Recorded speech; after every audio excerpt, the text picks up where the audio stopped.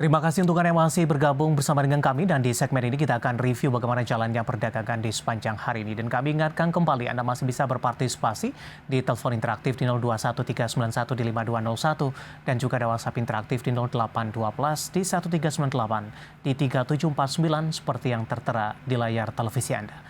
Dan saat ini kami sudah terhubung melalui Zoom bersama dengan Bapak Perlian Juveni, Head of Sales and Branch Coordinator RHB Sekuritas. Kita akan langsung sapa saja Pak Berlian. Selamat sore, apa kabar Pak?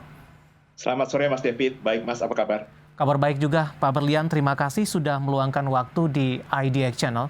Pak Berlian, di sepanjang perdagangan hari ini tampaknya volatilitas indeks harga saham gabungan cukup tinggi Pak Berlian. Di sisi lain para investor juga masih menanti rilis dari inflasi Amerika Serikat. Bagaimana analisis Anda dari tingginya volatilitas pergerakan indeks harga saham gabungan di sepanjang perdagangan hari ini?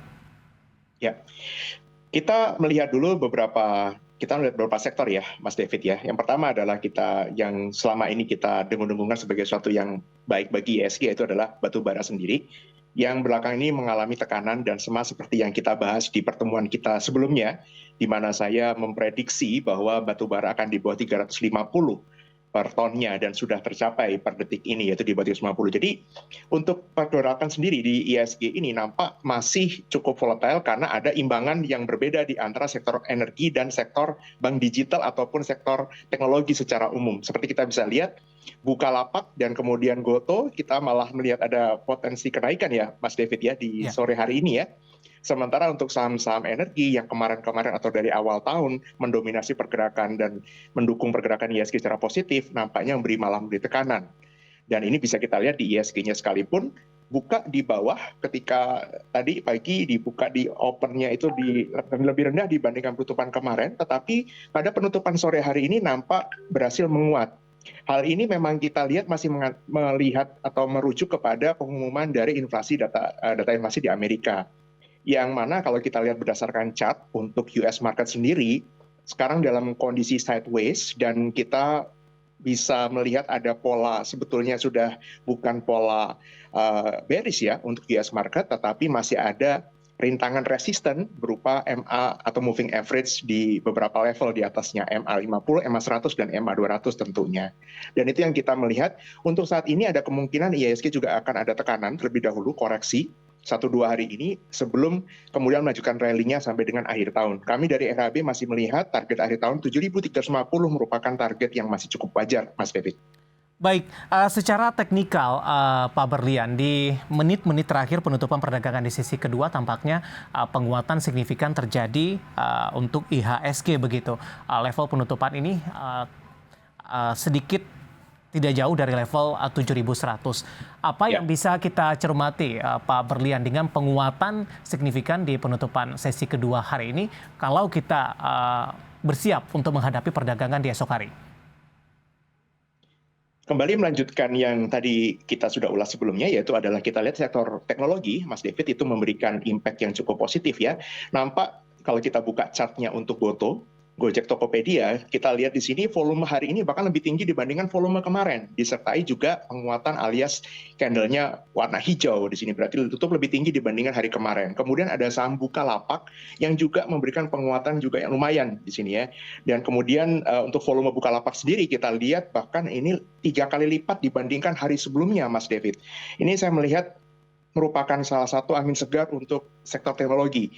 Dan satu saham lagi yaitu adalah BBYB, yang dimana kita sama-sama tahu ini ada kondisi ya, di mana akhir tahun ini bank-bank kecil harus meningkatkan modalnya, dan ini kita lihat untuk saham BBYB ini nilai transaksi hari ini itu 2 kali lipat dibandingkan kemarin, Mas David, dan disertai juga kenaikan yang cukup lumayan ya, lebih dari 5% untuk saham ini, Mas David. Baik. Dari pembukaan tadi pagi. Oke, dari analisis Anda apa yang menyebabkan saham-saham dari sektor teknologi ini mengalami penguatan signifikan, Pak Berlian? Sementara dari suku bunga tinggi ini masih membayangi sampai sejauh ini. Ataupun ada semacam keoptimasan begitu, The Fed ini ada peluang untuk memperlonggar kebijakan mereka, kemudian juga proyeksi dari sejumlah kalangan inflasi Amerika Serikat untuk dirilis besok hari akan lebih melandai jika dibandingkan dengan bulan sebelumnya. Ya, saya bagi sektor teknologi ini menjadi 3 bagian. Yang pertama adalah Gojek Tokopedia, di mana saya lebih melihat ini sebagai rebound, meskipun polanya adalah downtrend. Jadi kalau bahasa umumnya adalah dead cat bounce ya, Mas David ya, di mana apabila ini masih rebound, apakah ini masih akan dilanjutkan menjadi uptrend, ataukah ini bisa menjadi downtrend kembali, itu masih menjadi pertanyaan, mengingat di akhir bulan November ini akan ada pembukaan lock-up investor pre-IPO sebelumnya. Kemudian bagian yang kedua adalah bagian Bukalapak, di mana meskipun sama-sama e-commerce-nya di awalnya, tetapi Bukalapak sudah menjadi perusahaan investasi, dan kita lihat laba dari Bukalapak ini sudah mencerminkan suatu hal yang positif dibandingkan Gojek Tokopedia sendiri, bahkan dibandingkan dengan yang barusan IPO yaitu Blibli. Untuk Bukalapak kita bisa melihat dari nilai book value-nya saja dengan harga sekarang ini sudah cukup dekat, dan kemudian cash flow per sahamnya juga lumayan juga sudah dekat juga. Jadi ini menurut saya ini suatu hal yang amazing ya buat Bukalapak, dan kita bisa lihat dari semua saham teknologi yang sama e-commerce ini, Bukalapak sudah memberikan potensi dan secara tren pun sudah tidak lagi downtrend. Berbeda dengan Bank Neo Commerce alias BBYB di bagian ketiga ini, di mana untuk BBYB ini lebih ada sentimen dari peningkatan modal menjadi 3 triliun, di mana sepanjang sepengetahuan saya, dari pihak Akulaku masih akan tetap menambah kepemilikannya, alias menyerap. Baik. Akan ada right issue selanjutnya akan diserap seluruhnya. Oke, Pak Berlian, untuk Goto Pak, secara teknikal jangka pendek ditutup di 199, menguat di 2,58%. Ruang penguatan selanjutnya untuk Goto? Ya, mengingat ini polanya adalah sideways, maka saya menggunakan resisten yang terdekat, yaitu di level sekitar 206 ya, saya menggunakan level yang terdekat, Mas David. Apabila ini sudah bisa di atas level 206, maka potensi selanjutnya ke level 222 sampai dengan level 250 sekalipun sebenarnya bukan menjadi halangan. Baik, next untuk Buka, analisis Anda. Untuk Buka, nah ini cukup menarik. Sebetulnya Buka ini di pertemuan kita sebelumnya, kita sempat membahas Bukalapak ini, Mas David, dan itu waktu itu harganya masih 270-an. Sekarang sudah di level 292, Mas David. Di sini saya melihat untuk penguatan selanjutnya ada gap ya, di situ ada di level 320. Maka angka 318 menjadi acuan buat saya untuk resisten pertama, dan selanjutnya di level 350 sebagai angka psikologis resistennya. Baik, review dan juga rekomendasi dari beberapa saham teknologi pemirsa yang hari ini mengalami penguatan signifikan dan juga memimpin dari sisi penguatan sektoral.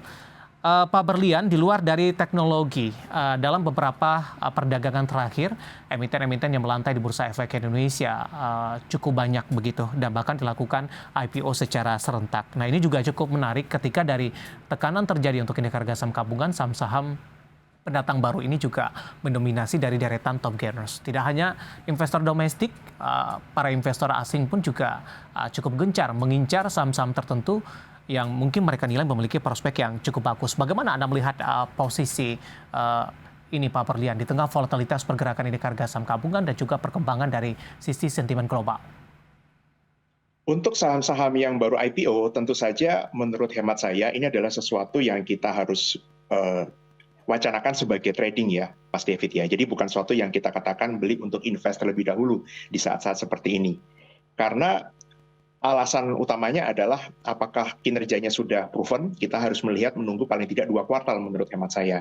Sama seperti Bukalapak, sama seperti dengan Goto sebelumnya ya, kemudian dengan Blibli yang saat ini sudah IPO, maka ada baiknya kita menunggu terlebih dahulu agar kita tidak terjebak di pola yang atau harganya sudah terlalu mahal. Contoh untuk Bukalapak kita lihat ketika IPO di harga 850-an, kemudian naik sampai 1.300, kemudian sekarang di level 292 ini, tentu saja investor yang memegang sejak IPO itu akan mengalami kerugian sebesar 60%, dan ini sangat disayangkan. Jadi alangkah baiknya apabila kita sudah menunggu seperti sekarang, di mana Bukalapak sudah memberikan secara kinerja ya, laporan keuangan sudah ada pertumbuhan laba dibandingkan sebelumnya yang masih minus. Jadi menurut hemat saya, sebaiknya saham-saham IPO di saat-saat seperti ini gunakan hanya untuk trading saja. Apabila Anda mengikuti saham-saham IPO ini, mengikuti di masa IPO-nya, book building ataupun pooling-nya, maka setelah Anda mendapatkan di hari pertama, hari kedua, sebaiknya cicil jual atau menjual seluruhnya. Kemudian apabila ada koreksi, maka silakan gunakan koreksi tersebut sambil menyimak pergerakan kinerja ya, kinerja laba atau kinerja si emiten itu lebih lanjut. Dari profil risiko seperti apa Pak Berlian? Bagaimana Mas David? Dari profil risiko Pak. Dari profil resiko untuk beberapa sektor di sini mungkin saya tidak akan menyebutkan secara spesifik saham tertentu, Mas David. Ya. Silakan nanti mungkin untuk IDX, pemirsa di IDX Channel bisa memantau lebih detail ya. Untuk misalkan sektor yang terkait dengan pariwisata ya secara umum. Artinya kalau sektor yang berkaitan dengan pariwisata ini memang opening ekonomi itu akan menjadikan suatu momentum yang positif begitu ya. Tetapi apabila ternyata nanti kita melihat sendiri data COVID ternyata masih mengalami peningkatan, kemudian yang meninggal juga secara pola chart ada ascending triangle, Mas David ini juga salah satu yang kita harus highlight ya untuk saat-saat ini, maka angka ini kita perlu waspadai apabila terjadi penurunan kinerja di emiten-emiten tersebut. Sementara untuk emiten-emiten yang berhubungan dengan kesehatan, nampaknya, dan sebaliknya ya otomatis ya Mas David ya, apabila ada peningkatan di data COVID ini sendiri, tentu akan malah memberikan angin segar untuk emiten tersebut. Dan ini salah satu perusahaan yang barusan IPO, itu juga ada sektor di kesehatan ini. Baik, nah mungkin saja ini bisa menjadi gambaran Pak Berlian bagi para investor dan trader pasar modal Indonesia dan juga pemirsa IDX Channel memanfaatkan momentum listednya beberapa emiten pendatang baru di Bursa Efek Indonesia. Pak Berlian, menarik, kita akan jeda terlebih dahulu. Nanti juga kita akan lihat saham-saham pilihan apa saja yang Anda rekomendasikan. Nanti juga kita akan singgung saham-saham yang ada di sektor energi.